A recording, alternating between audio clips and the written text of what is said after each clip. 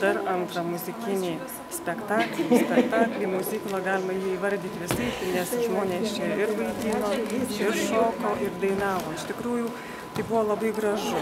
Tai buvo graži meilės istorija ir kiekvienas, kuris atėjo čia, galėjo padovanoti savo antrai pusę, galėjo padovanoti savo šeimai, galėjo padovanoti vienas kitam tą jausmą, kurį išgyveno scenoje čia patys aktoriai.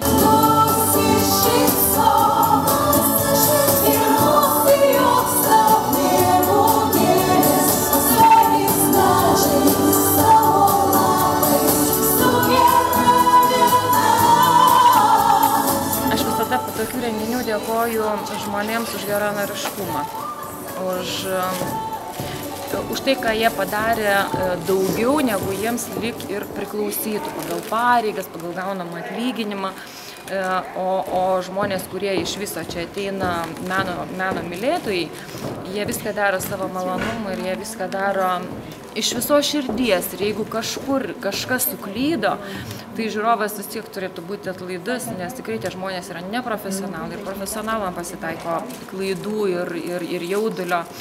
O šitie žmonės daro viską, ką gali, atiduoda visą dūšią. Ir man kaip režisieriai tai yra didžiulė laimė, kai aktoriai, kai didžiulė masė žmonių kvėpuoja vienu ritmu, tą, kurį tu padiktavai ir kad jiems yra smagu, tai man yra pati didžiausia laimė žiūrovų padėka ir aktorių padėka. Tiek nervavausi, kad būtų viskas gerai. Labai norėjau tą paslėpti ir negirdėjau ir nemačiau nieko aplinkui. Kaip sakoma, tobulėjimui ribų niekada nėra, bet aš stengiuosi visą laiką dirbti maksimaliai ir kad būtų išpildyta ir kiek jau galiu.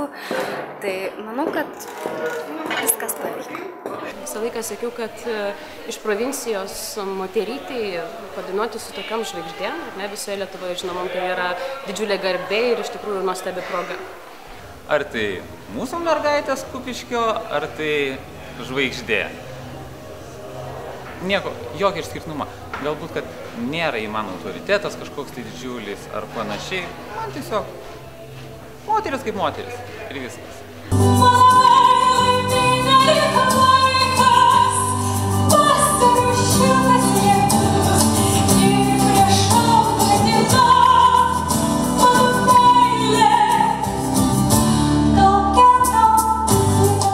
Kupiškio žiūrovas buvo nuostabus. Netgi aš taip pastebėjau, kaip koncerte būna, padainuoja dainą, tai visi įprasti, kad tai yra ten. O kai toks su vaidybiniu, dažniausiai, publika yra, biški, prisilaiko, nes tai yra vis tiek perina scena į sceną, bet jie nuoširdūs, jiems norėjo pasiploti, kitoj vietoj galbūt yra neplojo taip aktyviai, bet jie gyveno to, jie dalyvavo čia. Labai džiugu tai, kad atėjus Neringai į Kupiškį, tie renginiai organizuojami tokie, kur įtraukiama daug žmonių. O kai įtraukiama daug žmonių į renginį, automatiškai jis Kupiškį populiarėja ir žmonių skaičius ateina pasižiūrėti. Nes kiekvienam renginiui reikia didelę reklamą dėti. Ir šiandieną, sakykime, jeigu būtų papildoma dar reklamą uždėti didesnė, nes iš tikrųjų ne visi žinojo apie šitą renginį, tai irgi galimėjo 2 ar 3 seansus daryti ir jis būtų paveikęs. Tai tiesiog manau, kad jie būtų kartu tik dviese atvažiavę. Salė tikrai nebūtų pilna buvusi. Čia vis tiek didžioji dalis salės žmonių tai atėjo pasižiūrėti savų žmonių. Kiek stebėjau publiką, tai kas koks 5 buvo pažįstamas.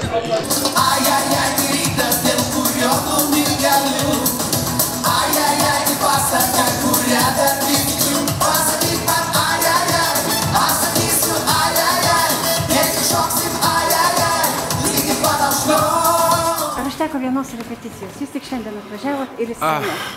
Gal iš tikrųjų taip nesidaro, bet kadangi mes pažįstam šitos žmonės, kurie daro šitą visą dalyką, Neringa Dainienė ir puikiausiai Vaiva Kristukienė, kurie užsiima šitai organizaciniais dalykais, mes puikiausiai yra susidirbę ir, kaip sakyti, supranta viens kito, mums nereikia, ten galbūt yra savaitę aiškintis, yra kaip kas supranta. Dėl to pakako. Mano nuomonė, tai truputį galėjo repeticijų būti daugiau, kad jaustumėmės tvirtai, įsijaustume į tą vaidmenį. Aišku, repeticijų visada mažokai, čia kaip renginys, kaip egzaminas, visada trūksta tos vienos nakties.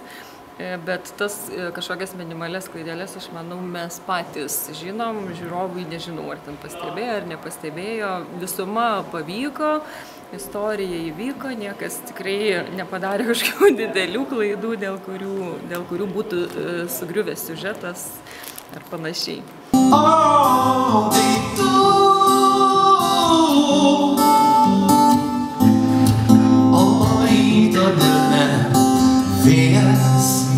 Blaškos, aš žinau, jis grįž pas mane, sugrįž paklausti.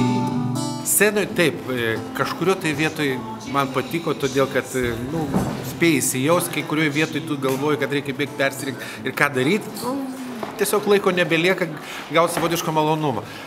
Truputį įsineša to darbo, kaip sakyti. Bet čia toks, tas yra santykis, kurį turi išlaikyti. Ir malonumas, ir darbas, ir turi balansuoti tarp šito dalyko. Man įėjimas į sceną visą laiką yra, kur aš bebūčiau, jis yra, be abejo, tai yra šventė, man yra malonu.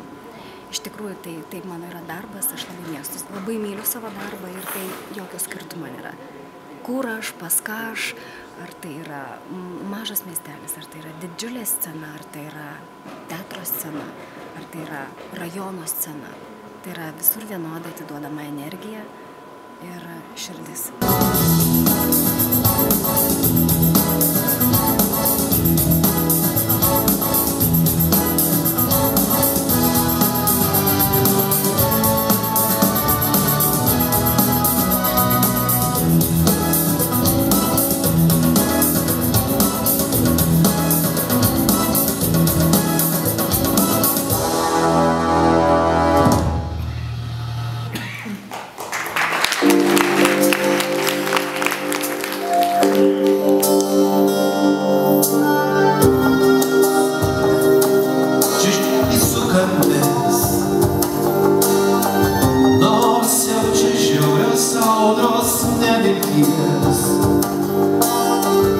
Išsiskyrimo pykčio netekties, daug išties.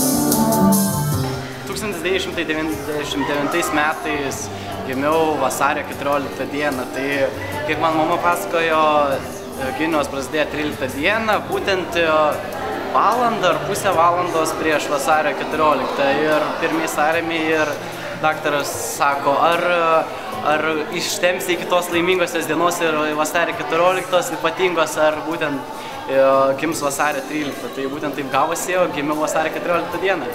Tai šiandieninis koncertas gera dovana gimtadienio? Gera dovana būtent su tokia kampanija, tokiais žmonėmis ir tokia laimė, kad švenčiu ne vienas, būtent su gera kompanija bei kolektyvu.